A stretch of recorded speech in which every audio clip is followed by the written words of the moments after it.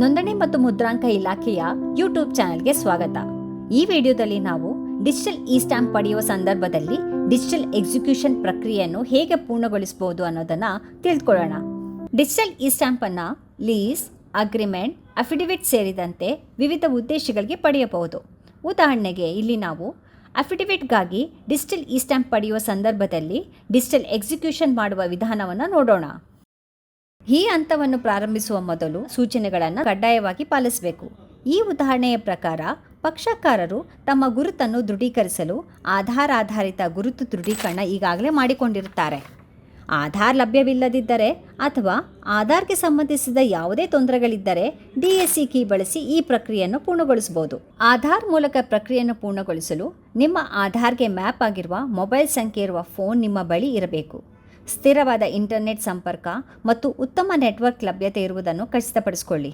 ಈ ಸೂಚನೆಗಳನ್ನು ಪಾಲಿಸಿದ ನಂತರ ನೀವು ಡಿಜಿಟಲ್ ಎಕ್ಸಿಕ್ಯೂಷನ್ ಪ್ರಕ್ರಿಯೆಯನ್ನು ಪ್ರಾರಂಭಿಸಬಹುದು. ಇ ಸ್ಟ್ಯಾಂಪ್ಗೆ ಸಂಬಂಧಿಸಿದ ಡ್ರಾಫ್ಟನ್ನು ನಮೂದಿಸುವ ಪೇಜ್ನಲ್ಲಿ ಪೇಮೆಂಟ್ ಮಾಡಿದ ನಂತರ execution of document ಪೇಜ್ಗೆ ಬಂದಿರುತ್ತೇವೆ.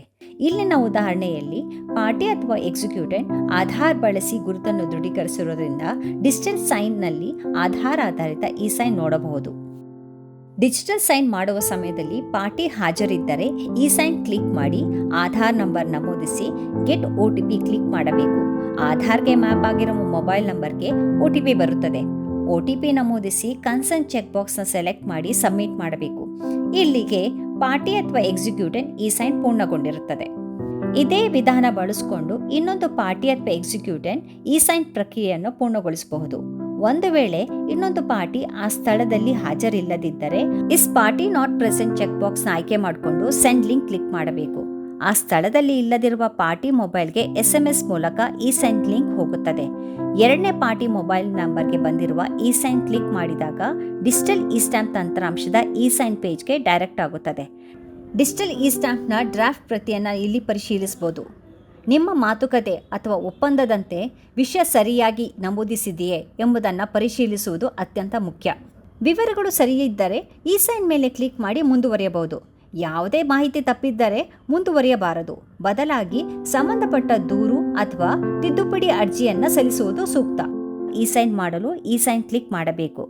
Aadhaar number ನಮೂದಿಸಿ ಗೆಟ್ OTP ಕ್ಲಿಕ್ ಮಾಡಿದಾಗ ಆಧಾರ್ಗೆ ಮ್ಯಾಪ್ ಆಗಿರುವ ಮೊಬೈಲ್ ನಂಬರ್ಗೆ OTP ಬರುತ್ತದೆ. OTP ನಮೂದಿಸಿ ಕನ್ಸರ್ನ್ ಚೆಕ್ ಬಾಕ್ಸ್ನ ಸೆಲೆಕ್ಟ್ ಮಾಡಿ ಸಬ್ಮಿಟ್ ಮಾಡಬೇಕು.